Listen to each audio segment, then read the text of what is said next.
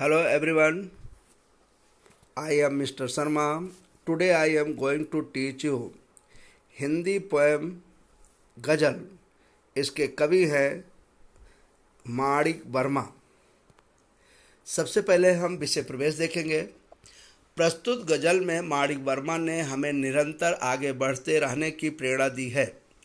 कवि का मानना है कि बाहरी रूप रंग तो अस्थायी होता है, परमानेंट नहीं होता है।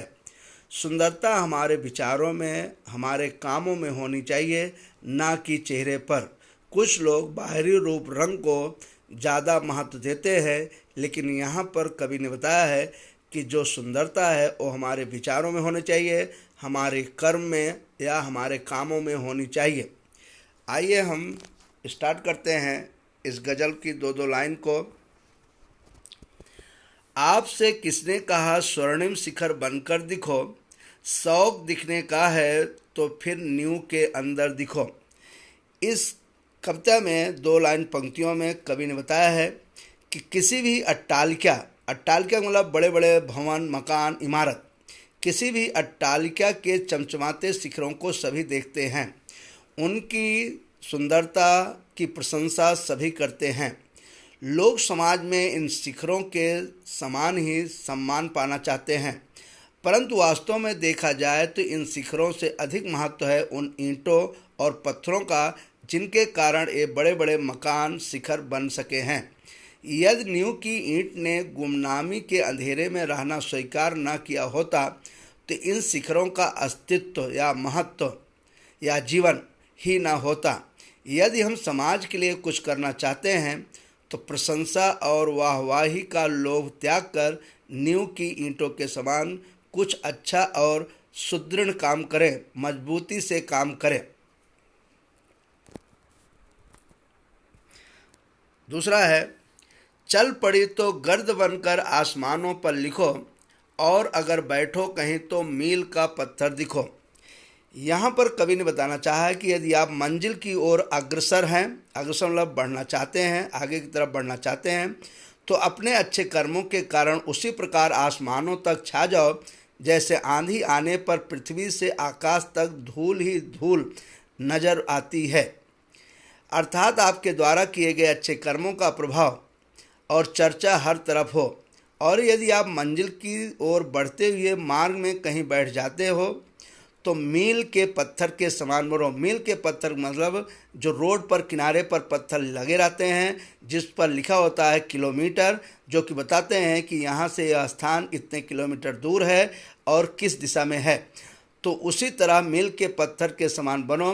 मील का पत्थर जिस प्रकार एक पथिक का मतलब होता है राही को अपनी मंजिल की ओर बढ़ते समय सहायता करता है, उसी प्रकार क्रियाशील न होते हुए भी आप दूसरों की मदद करो। यदि आप अपने मंजिल की प्राप्त करते समय यदि थक कर कहीं बैठ जाते हो तो तुम मील के पत्थर के समान लोगों के लिए दिशा निर्देश बनो। अगला है, सिर्फ देखने के लिए दिखना कोई दिखना नहीं, आदमी हो तुम अगर तो आदमी बनकर दिखो। ईश्वर ने हमें मनुष्य जीवन दिया है। हमारा उद्देश्य केवल सजना, संवरना और सुंदर दिखना ही नहीं होना चाहिए। हमारे द्वारा किए गए काम सुंदर होने चाहिए। ईश्वर द्वारा दी इस श्रेष्ठ मानव जीवन में हमें मानवीय गुणों को अपनाना चाहिए। हमारा कोई भी काम ऐसा नहीं हो जो मानवता के दायरे से बाहर हो। समाज में सभी के प्रति हमारा व्यवहार ऐसा हो कि सारा संसार हमें एक अच्छे मनुष्य के रूप में देख सके। जिंदगी की शक्ल जिसमें टूट कर बिखरे नहीं, पत्थरों के सहार में वो आईना बनकर दिखो। हमें ऐसी शख्सियत बनना चाहिए, ऐसा इंसान बनना चाहिए कि कैसा भी प्रतिकूल परिस्थिति क्यों न हो, हम विचलित न हो। कैसी भी मुसीबत आए, हम अपने मार्ग से, सच्चे मार्ग से विचलित न हो, हटे नहीं, डरे नहीं, बिना टूटे, बिना बिखरे हर परिस्थिति का डट कर सामना करें, अपने लक्ष्य को प्राप्त करें। यही जिंदगी का उद्देश्य है। आपको महसूस होगी तब हर एक दिल की जलन, जब किसी धागे सा जलकर मोम के भीतर दिखो। यहाँ पर बताया गया कि हमें प्रत्येक मानव से सहानुभूति रखना चाहिए। यह तभी संभव हो सकेगा कि जब हम उनके हर दुख तकलीफ को समझें।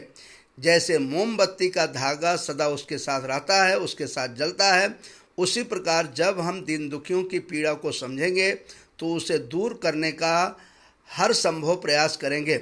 इस प्रकार हम अपना मानव धर्म निभा सकेंगे।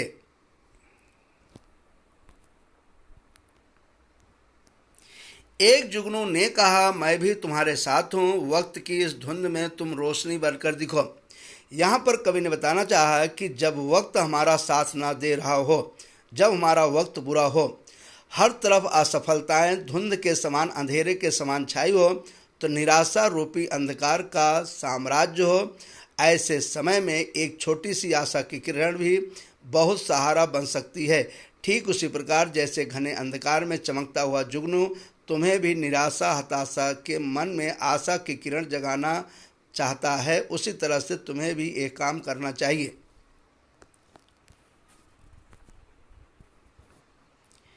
एक मर्यादा बनी है हम सभी के वास्ते, गर तुम्हें बनना है मोती सीप के अंदर दिखो। यहाँ पर कवि ने बताना चाहा है कि सभी मनुष्यों के लिए समाज में रहने के लिए कुछ सीमाएं हैं जिनका हमें पालन करना होता है, तभी समाज हमें और हमारे व्यवहार को स्वीकार करता है। अगर तुम चाहते हो कि लोगों में तुम्हारी कोई पहचान बने, तो जिस प्रकार सीप के अंदर मूल्यवान मोती छिपा होता है, उसी प्रकार तुम्हें समाज के कल्याण के लिए श्रेष्ठ कर्म करने चाहिए, अर्थात अच्छे कर्म करने चाहिए। तुम्हारी यही कल्याण भावना ही तुम्हें एक पहचान देगी, सम्मान देगी, जिस तरह से सीप के अंदर मोती होती है और वो मूल्यवान होती है। डर जाए फूल बनने से कोई नाजुक कली, तुम न खिलते फूल पर तितली के टूटे पर दिखो। यहाँ पर कवि ने बताना चाहा है, यदि कोई कोमल कली फूल बनने से डर रही हो, तो कली जानती है कि उसके खिलते ही तितली उसका रस चूसने के लिए आएगी और फूल बनी कली को परेशान करेगी। तुम फूल को तितली से बचाने का प्रयास करो, अर्थात उसके डर को दूर करने में उसकी मदद करो। यही हमारी जीवन की सार्थकता है। कोई ऐसी शक्ल तो मुझको दिखे इस भीड़ में, मैं जिसे देखूं उसी में तो मुझे अक्सर दिखो। यहाँ पर कवि गजलकार माणिक वर्मा जी ने कहा है कि यह संसार मनुष्यों का एक सागर है, समुद्र है। भीड़ में जाने अनजाने अनगिनत चेहरे हर तरफ दिखाई देते हैं। हे ईश्वर, मैं चाहता हूँ कि मैं जिसे भी देखूँ मुझे उसी में तुम नज़र आओ। तुम तो सर्वव्यापक हो, अर्थात इंसान भीड़ भाड़ में अगर दिखाई देता है तो हर इंसान के चेहरे पर ऐसा दिखना चाहिए कि वह समाज और देश का कल्याण करे, उसमें ईश्वर के गुण होने चाहिए। Thank you.